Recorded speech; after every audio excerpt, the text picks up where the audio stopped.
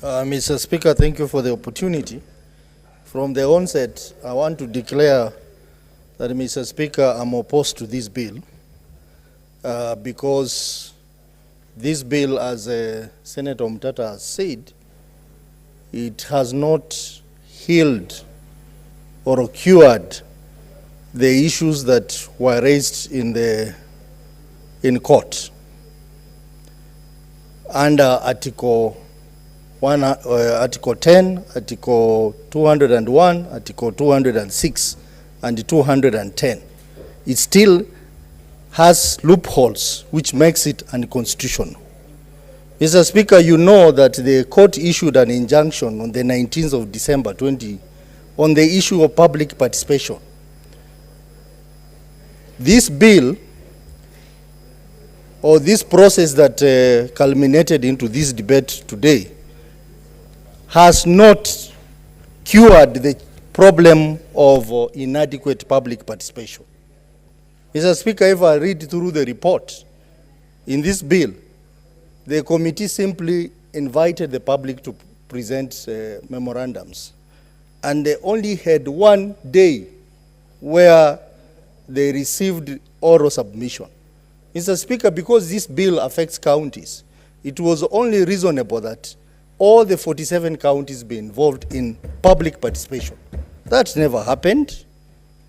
Mr. Speaker, when you look at this report, this House has a standard that all reports that come to this House must have an adoption list to it.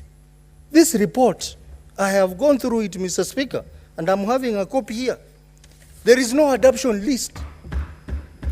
So who adopted this report?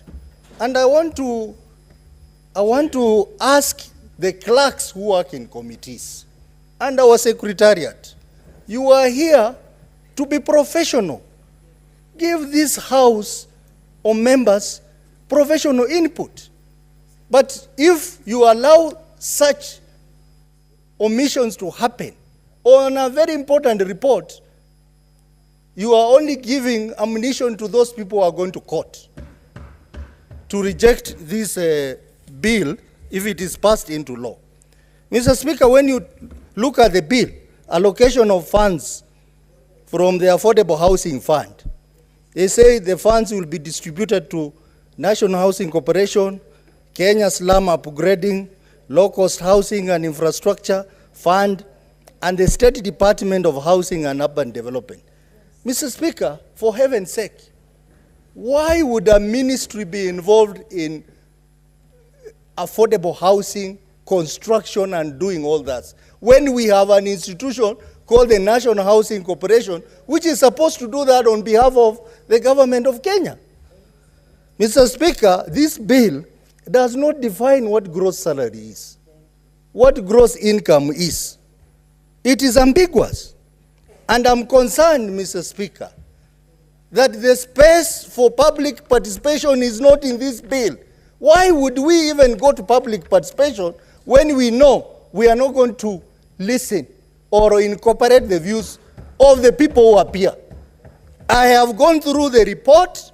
The views submitted by the members of public and even government institutions were ignored by the committee. Most importantly, the view by the Kenya Bankers Association, we said that persons who already have their own houses be exempted from this. Why are you forcing people who have houses to be levied this money?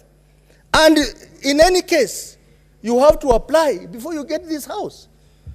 Mr. Speaker, there is also punitive aspects in this bill. The 3% penalty per month is so huge. If you calculate it per annum, it comes to 36%, which is even way beyond the previous. Senator Otsosi, your time is up.